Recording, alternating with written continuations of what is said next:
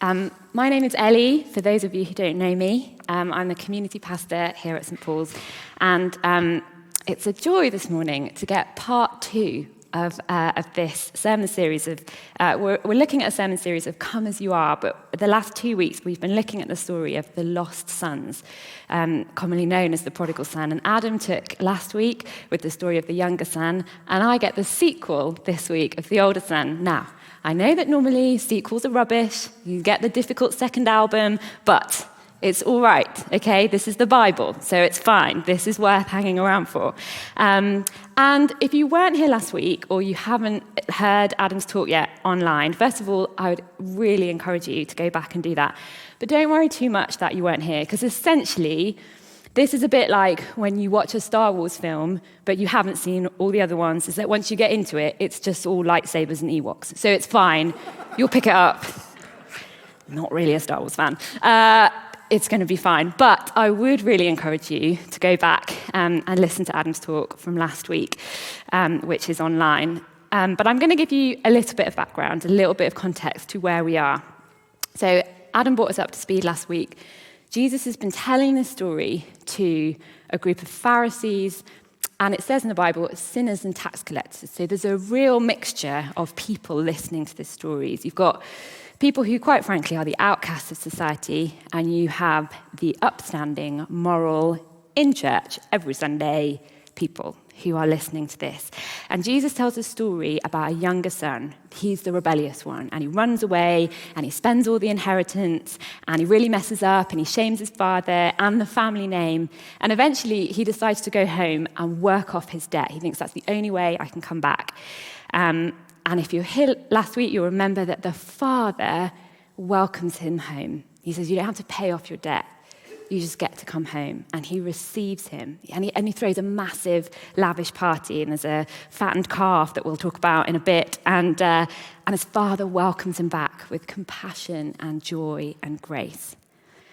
And at the end of Adam's sermon last week, he shared this quote, which I didn't find out where it was from, but he shared this quote with us, which I kind of wanted to kick off with today, because I've been thinking about it since I heard him say it. And he said this, he said, if you have prodigals coming to your church, you'd better hope they meet the father first and not the older son.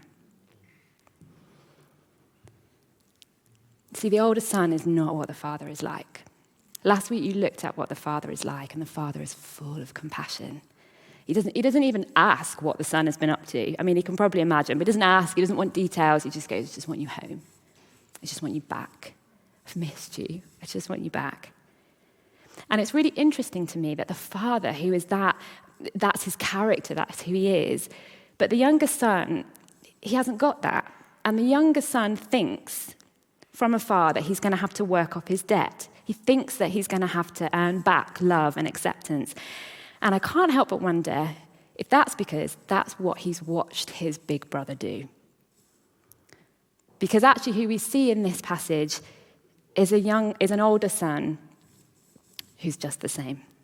He didn't run away. He didn't rebel from the rules or what was expected of him. He is a good boy who stayed and who did what he thought was expected, and he's worked hard, and he's never asked outwardly for anything. And yet, he doesn't live as a son who knows that he's home. And I wonder, just as we start this morning, if the younger son from afar looks at the big brother and he thinks, that's how I have to come home, because that's how the big brother lives. And there's a little part of most of us, as Adam alluded to last week, that actually we really kind of respect something about the older son. There's a little bit of us that's actually sometimes on his side. And I imagine that the Pharisees who were listening in the crowd, the religious and the righteous who stood nearby the sinners and the tax collectors who were listening to Jesus tell this story, they would have liked these things about the older son too, that he does the right thing, that he is a good boy. Because actually, it's good to work hard. It's good to honor your parents. It's good to stick things out and have good morals and do the right thing. And that's not just secular moralism. Even Jesus tells us that in the Bible. The commandments tell us that. So why is it that we're reading a story this morning where Jesus is trying to tell us this older son also is lost? How is he lost? Because isn't he justified in his frustration with the father? Isn't it unfair that he works and he serves and he tries his best, and yet he watches his screw-up kid brother be celebrated? Why does Jesus include him in this story? Why is Jesus also concerned about his older brother? I want to preface everything that I'm about to say to you this morning by saying this. If this feels a little bit uncomfortable this morning, let me put you at ease that I speak to you as someone who I get this brother. Adam talked about this last week, but I used to really identify with the story of the prodigal son. And I think, to be honest, he's kind of the cool one. He's the one that most of us would quite like to identify with. He sort of has the nice, he gets a good ending. He gets a good party and he comes home and the father accepts him and it's great. Nobody wants to be like the grumpy, cross, older son who actually doesn't really get a very good ending in this story. We don't actually know what happens. I'm going to talk about that in a bit. But I have realized that I identify with this older brother far more than I would like to think. And so know this morning that I speak to you as someone who stands right alongside you. I stand with you outside the party that so often our hearts refuse to go into. I stand with you in the field where you're working really hard. I stand with you in the tantrum that you're throwing because somebody else is getting what you think you deserve.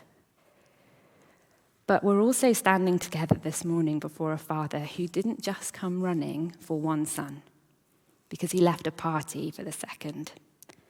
He comes for both sons, because the second one is just as lost and just as loved as the first.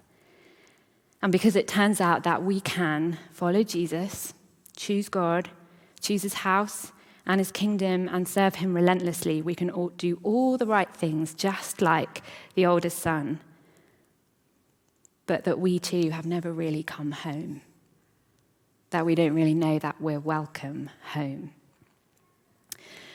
Feeling at home somewhere is like a universal symbol for acceptance. And you know the places, the friends, the homes that you can just walk into and kick your shoes off and make yourself a cup of tea and make yourself right at home. It is the language of welcome, of acceptance, of love. I haven't lived at home with my parents now for the better part of 15, probably longer than that, years. And yet I still have my spot at the dinner table. And the spare room is still my room, unless, of course, my sister is the one who's gone home, in which case it's her room. But home, as the old saying goes, is where our hearts are, where we know unconditionally that we are loved. And our story actually picks up with the older son coming home from a hard day out in the field at work. And it's so interesting to me that he comes home and he clearly sees that something's going on. There's a big party. And he doesn't just go in. The text says that he calls a servant and goes, what's going on? I just think that's isn't that strange? It's like a big party going on in his house. And he doesn't just walk in and go, what's the party? What's going on? He doesn't join in. He stands outside, a bit awkward, and calls someone else and goes, what's this? He's not confident to just walk in. Something's going on that he doesn't recognize or feel safe with. He stands on the edge, suspicious, uncertain, already on the outside, doesn't think that he belongs.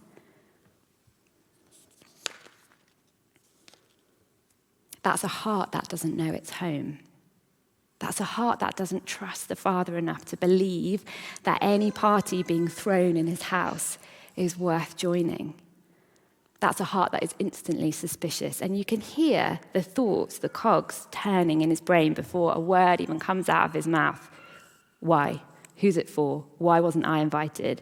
Am I invited? Is it the kind of party that I would like? I bet it won't be the kind of food that I like. It won't be the kind of music I would want to dance to. Does that sound like a son who feels right at home in his father's presence and his father's house? And then he finds out the reason for the party. A party that is being thrown for his kid brother who has shirked work, done everything wrong, and made off with half the inheritance. And this really matters. I'm going to pause a bit on the inheritance, because if you are cut off from the family, then you're cut off from the inheritance. But if you're brought back into the family, then you're brought back into the inheritance. But the younger son has squandered half the inheritance. So that means the only inheritance that is left is what rightfully should be the older brother's. And so if the younger brother's been welcomed back, it means he's got to share it. It's going to cost him all his hard work, all his toil, and still it all seems to swing in someone else's direction. He has to absorb his little brother's debt. And so when he finds that out, he refuses to go in, and that is when it all comes out. Look at what I've done. Look at what I've sacrificed. Look at what I've given, done, tithed, created. Look at how many years I've been coming to church. Look at me, look at me, look at me. Give me the recognition, give me control. I've earned the right to have it my way, to have my say, to be first, to be celebrated, to be seen. When it risks being taken away from him, when it's freely given to someone else who hasn't earned it, he and we stamp our foot and we say, no, this isn't how justice works. This isn't how love works. Because essentially what he's saying to the father is, if you loved me, you would give me the fatted calf. And the truth is that we've all got a fatted calf in our sights. And yours will look different to mine, but we've all got the things that we think we deserve, that our Father God just doesn't seem to realize that we have earned, and how dare he freely give it to someone else. And that might be our health, relationships, situations with our family, work, finance, peace. It might be spiritual things like having a sense of calling or purpose. What about church? How many times do we stand on the doorway refusing to come in unless things are done a certain way that we like? Because older brothers believe that they've earned the right for things to be done their way. There is a transaction in the relationship with God that whether it's the things we do or the fact that we're still here or that we turn up to all the meetings, that there is the pride at the center of our older brother spirit that says, I have earned the right to have it my own way.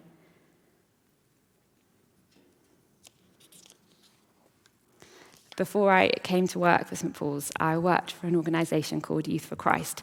And our tagline was to share the gospel relevantly with all young people. And when I first joined them, I sort of struggled a little bit with that word relevantly, because I sort of thought, well, the Bible's always relevant. It's always relevant to all generations and in all times. But actually, one of the things I learnt, and I'm really grateful for this, is that what they meant is that we have to think about how we take the gospel to each generation in a way that they understand, in a way that their culture can grasp. And that's challenging because it means sacrifice. What it means is that sometimes I might have to do things in a way that aren't that comfortable for me. I might have to learn lingo that I don't really care for. I've just been on a holiday that was a lot of road trips, and so lots of radio, lots of listening to like local radio stations, and I had that horrible, horrible moment where there was something playing on the radio, and I heard the words come out of my mouth, oh, can we turn this off? It's just noise. And I just had that horrible moment of going, I've turned into my mother, and she's such a lovely lady. There'd be so many worse people to turn into, but you know when you spend most of your life trying to not turn into her, and then you're like, oh, it's happened. It just sounds like noise. But actually, if we want to reach a generation, then we might have to do some things that sound like noise to us. We might have to absorb some things that are costly for us. Would we do that? Are we willing to do that in order that little brothers and sisters come home?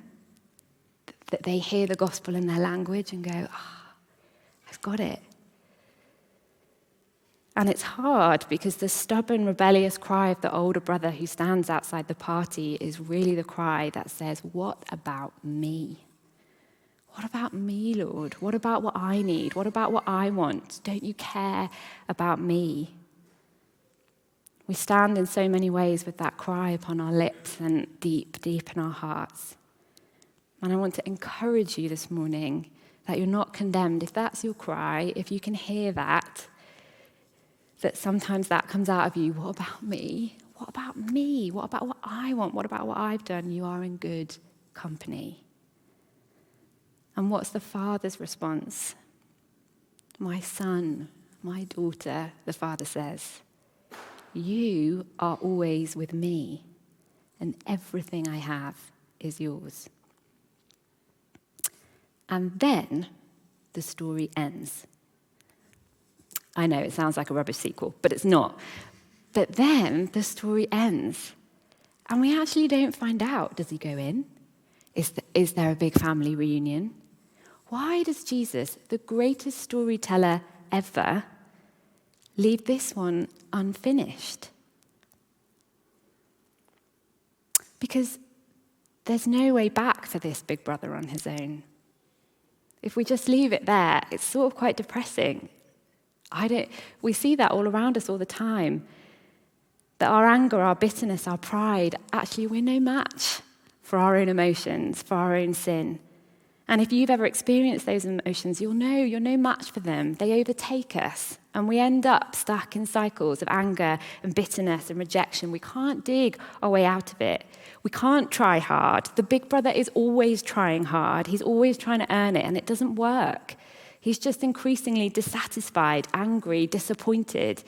There's no good ending as long as he's in control of this. But Jesus knows that the story isn't done yet, because Jesus is the true elder brother. He's our big brother.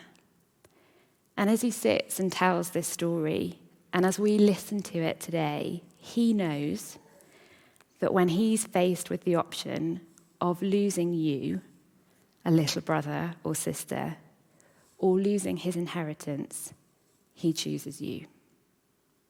He's the perfect big brother.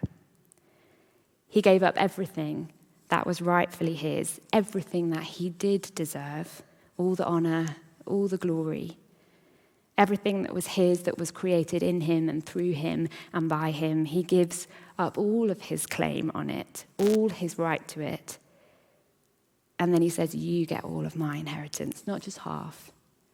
You get all of it so that you can come home. He absorbs all your debt. And he gives you everything, not just half, everything that is rightfully his, so that you can come home. He's the true big brother who gives up all his inheritance so that every lost brother and sister gets to come home to everything that they never, ever have to earn. Well, you get to come in. Put your feet up. He says you don't have to work for this. It's just a gift. He's done all the work. He's paid all the dues. And that's the thing about being truly home, is that it's yours already. And I know that many of us will have had, well, all of us actually will have had imperfect fathers and mothers, because we all are. But actually, maybe whether it was a parent or a teacher, many of us grew up actually being told that we did have to earn love, that our worth is connected to our achievement, that the sin of the world can tell us that we have to be a certain way, a certain person, a certain something to be worthy of love or acceptance. But this father, even as his son shames him, even as his son refuses to come in and turns his face away, even in his fury and his anger, this father holds out his hands. And the closest translation in the Hebrew is that he says, child. It's actually not son, he says, child. It's so tender. He says, you're already in. You got me. You don't need anything else. You're home. And most of us still think that we need the stuff. We need the fatted calf. We need the applause. We need to be listened to. We need it all to be our way. And often we're looking for him to prove his love by approving our actions. But instead, he proves his love for you with outstretched arms on a cross while you are still a sinner before you've done one good thing. He's given you himself, all that's rightfully his, all that you don't deserve, all you cannot earn.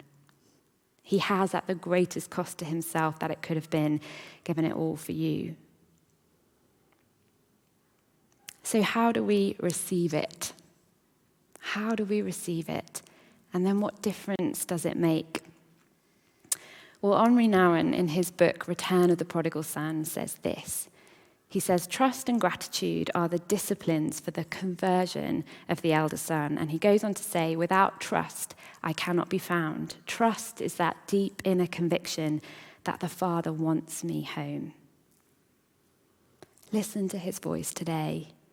He says to you, you are always with me. All that's mine is yours. We have to learn to trust him, that he really wants us. But there is an action for us in this as well. And I love that Henri Nouwen refers to this as a conversion of the older son, because it suggests that there is a change, there is a turning that happens, which is that we have to choose to turn to him. We have to choose to look to the older brother and realize that there's nothing that we can do to earn our way in, but that the true older brother, Jesus, has done this for us already. That's repentance. It's the turning. It's just saying, God, I am sorry that I think all the good things that I do, all the right ways that I live, make you love me. Because they don't. He loves you anyway. And sometimes we have to say sorry for that. We have to say sorry for our self-righteousness instead of trusting in his great mercies. And when I was thinking about this, I just thought that sense of conversion, there might be some of you for whom this is landing quite deeply. Come and do Alpha. It doesn't matter if you've been coming to church or been a Christian for years and years. Sometimes we need a fresh revelation of who he is. We need to see him again. We need to ask those questions. We need to experience him afresh. Come and do Alpha. I'd really, really encourage you to do that. And when we begin to trust that, the Father wants us home, gratitude replaces resentment. And we become grateful, we become thankful that actually we are welcomed home. And we realize that everything is grace, it's all a gift. I just want to finish with one story, and then I'll come in to land. But I have two nephews, and when the second one was born, the first one was about 2.5, and I looked after him whilst my sister was in labour. And he was the first boy. He was actually the first boy in, there's just me and my sister, so he was like the first boy for a while, and he'd been around for a couple of years, and he was sort of the apple of everybody's eye. And I think my sister was a little bit concerned about how's he going to respond to a new sibling. And I imagine those of you who are parents have had that similar thing of like, oh my goodness, what's going to happen when another baby comes into the family? And I got the call to say, you can come round. It was a couple of hours after my second nephew had been born, and my sister said, you can come round, it's fine. So I took my eldest nephew round. He's about 2.5. And we got in, and we're all slightly nervous about how this is going to go, about what's going to happen. And my sister, she was in her room, in bed, with the new baby, who's all like snuggled up to her. I mean, it's a picture that you kind of think, oh my gosh, it's lovely, but how's this going to go? And my eldest nephew came in, and he just went straight to her, and he climbed up on the bed. He sort of stood there with a look of slight confusion on his face for a few moments, and he looked at my sister, and then he looked at this baby, and he looked back at her. And then this look, I'll never forget it, of complete amazement came over his face, and he just went, Mummy, the baby came out your tummy. And I love it, because in that moment, and I've been thinking about this, two things happened. The first one was he knew his place on the bed. It didn't matter that my sister's cuddling a new little thing. He knows, that's my mum. I'm still welcome up there. That's still where I'm meant to be. And the second thing was that his childlikeness was able to grasp in that moment that this little life, this is amazing. This is a miracle. This is worth celebrating. Even though they've got sibling rivalry and families are complicated and they're boys, so, it's just chaos all the time. But in that moment, he gets, this is amazing. This is this life. This is a miracle. And that is the invitation of the Father, to sit on his lap, to be with him, next to him, and to look at the life, to share in the life that unfolds before us, that we get to be part of with him, to spend every day going, everything is grace, everything is a gift. It's all grace, all of life. The very fact that you get to sit on his lap, that you can be with him, that you can be in his presence and be welcomed in, it's a gift. And actually, when we begin to sit with him, when we know that we're welcomed, not for what we can offer or earn, but when we begin to become like him, we begin to reflect his heart. We become those who stand at the window with the Father watching for the prodigals to come home. And when we see them, we start running and we go for them. And our hearts become a place that are opened up so that little brothers and sisters can come home. This is the great story of the kingdom. This is his hope for us. This is the Great Commission. And you don't have to be something to do it. We don't actually have to play the right music in church, or everything doesn't have to be perfect all the time, or all doesn't have to be amazing. We just have to know that we are loved. And we have to receive that and trust that he wants us, that his love really is enough, and to really believe that all is grace. We all have a bit of the older brother spirit in us. But the invitation of the Father is, come as you are. You are welcome in the party. Come and be with me. Watch how I do it. Learn the unforced rhythms of grace. And when we do that, it will change the way we live. And to go right back to the beginning of the quote that Adam shared with us last week, I think it will change what other people see. Because they'll see a congregation and a community of older brothers who are really living like they know they're loved. And they're living in the party. And I think little brothers and sisters might look at that and go, oh, I really want in. I really want to be part of that too.